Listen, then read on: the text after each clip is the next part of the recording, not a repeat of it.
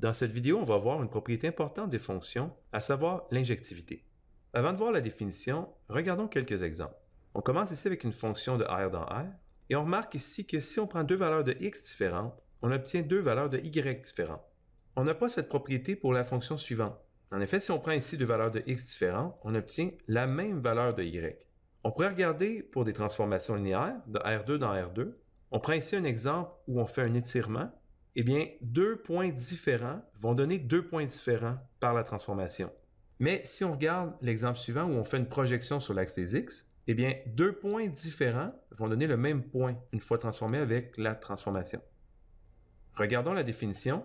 Soit f est une fonction de x dans y, on dit que f est injectif si pour tout x1, x2 qui appartient à x, x1 différent de x2 implique f de x1 différent de f de x2. Illustrons ici avec un diagramme. Donc ici, on a l'ensemble x, l'ensemble y, et on a une fonction. Et ce qu'on constate, c'est pour n'importe quelle paire de points distincts dans x, on obtient des valeurs distinctes dans y.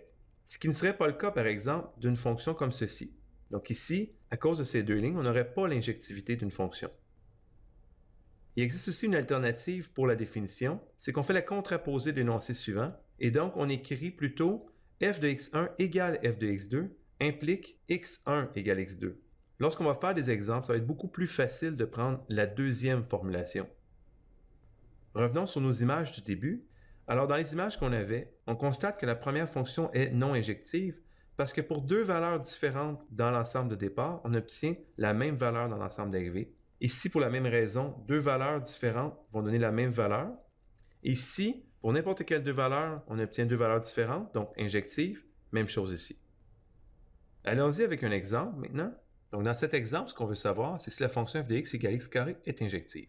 En prenant la dernière formulation, à savoir f de x1 égale à f de x2, on doit montrer est-ce que ça implique nécessairement que x1 égale x2. Bien, allons-y. Donc, x1 au carré égale à x2 au carré. Ici, qu'est-ce que ça implique? Bien, on peut écrire x1 au carré moins x2 au carré égale à 0. En factorisant, on a x1 moins x2 fois x1 plus x2 égale à 0. Et donc ici, on a deux possibilités. Soit x1 moins x2 égale à 0, auquel cas x1 égale x2, ou bien x1 plus x2 égale à 0, qui implique que x1 égale à moins x2. Malheureusement, ici, on a deux valeurs qui ne sont pas nécessairement les mêmes. Donc, on n'est pas capable de prouver hors de tout doute que x1 va être égal à x2. Puis en fait, si on regarde ça comme il faut, f de moins 2 est bel et bien égal à f de 2, parce qu'on a moins 2 au carré égale à 2 au carré. Donc, on a bien 4 égale 4, mais moins 2 n'est pas égal à 2. Donc, la fonction ici est non injective. On y va maintenant avec une transformation linéaire de R2 dans R2. On prend la matrice suivante, 1, 1, 2, 3 fois U, et on voudrait savoir si c'est injectif. Maintenant, on prend T de U1 égale à T de U2, qui revient à A fois U1 égale à A fois U2, et on voudrait démontrer que U1 égale à U2.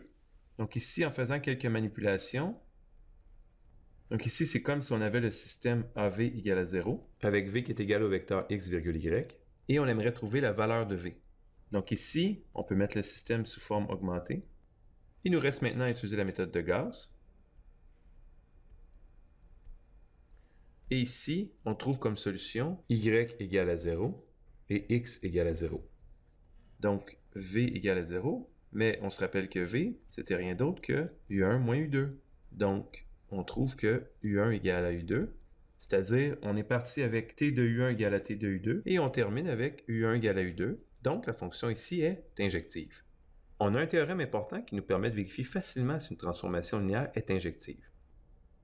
Mais avant, introduisons une nouvelle notion, le noyau d'une transformation linéaire. Donc, soit T une transformation linéaire, le noyau de T, noté KRT, est l'ensemble de tous les points qui sont envoyés avec la transformation linéaire vers le vecteur 0. Cet ensemble est un sous-ensemble de Rn, donc de l'ensemble de départ. Schématiquement, imaginons ici Rn et Rn. Ici, on a le 0 qui est représenté à droite dans Rn. Bien, l'ensemble des points qui sont envoyés vers le vecteur 0, c'est ce qu'on appelle le noyau de la transformation linéaire. Regardons un exemple. Trouvez le noyau de la transformation T de R2 dans R2, T de U égale à 1, 1, 2, 3. C'est la même transformation qu'on a vue tantôt. Et ici, ce qu'on cherche, c'est l'ensemble des points qui sont envoyés vers le vecteur 0. En réalité, ce qu'on veut, c'est A fois U égale à 0. Et encore ici, on peut faire la matrice augmentée. Et si on se rappelle ce qu'on avait vu tantôt, on est arrivé à ceci. Et le seul vecteur qui fonctionnait, comme on l'avait vu tantôt, c'était le vecteur 0, 0.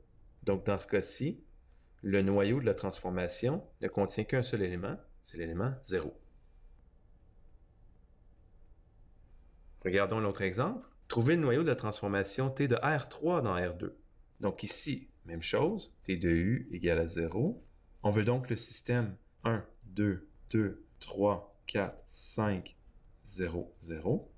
On fait une première opération élémentaire ligne, L21 moins 3.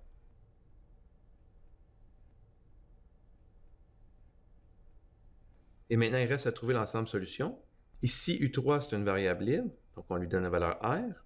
U2 va être égal à moins 1/2 fois R. Et U1 va être égal à moins R. Le noyau, dans ce cas-ci, c'est quoi? C'est l'ensemble des vecteurs de la forme moins R, moins 1/2 R, R, qu'on peut écrire tout simplement comme l'espace engendré par le vecteur moins 1, moins 1/2, 1.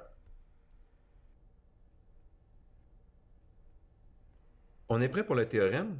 Soit T de Rn dans Rm une transformation linéaire, eh bien T est injective si seulement si le noyau de la transformation ne contient qu'un seul élément, à savoir l'élément neutre. Regardons la preuve. On sait que T est injective si seulement si, pour tout UV dans Rn, T de U égale T de V implique que U égale à V.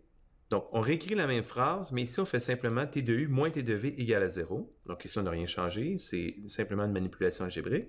Prochaine ligne, tout reste pareil, mais ici, on utilise le fait que T est linéaire. Donc, T de U moins T de V égale à T de U moins V.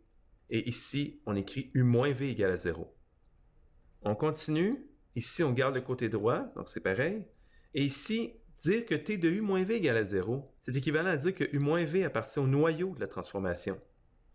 Maintenant, on fait une simple transformation où est-ce qu'on va changer le U moins V par un vecteur W. Donc, pour tout W qui appartient à Rn, W appartient au noyau implique W égale à 0.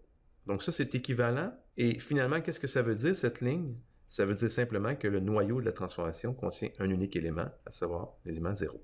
Si on regarde nos deux exemples de tantôt, on avait trouvé que le noyau de la transformation était égal à ceci. Et donc, d'après le théorème, T est injective ici. Si on regarde l'autre exemple qu'on avait trouvé, ben ici, on avait le noyau qui était égal à vect du vecteur moins 1, moins 1/2, 1, qui, naturellement, n'est pas égal à ceci, donc la transformation est non injective.